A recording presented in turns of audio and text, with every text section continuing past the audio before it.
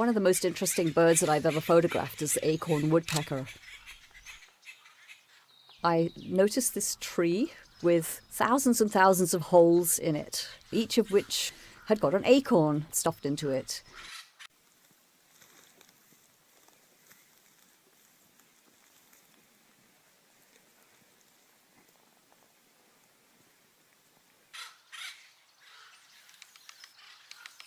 Acorn woodpeckers, I think, are among the busiest birds. And what this tree is called is a granary tree. This is where the group of acorn woodpeckers that lives together, this is where they store their winter food supply. It's a tree that's being used over the generations. Multi-generations of these woodpeckers have been using the same tree, adding to the number of holes over the years. So they don't drill them all at once.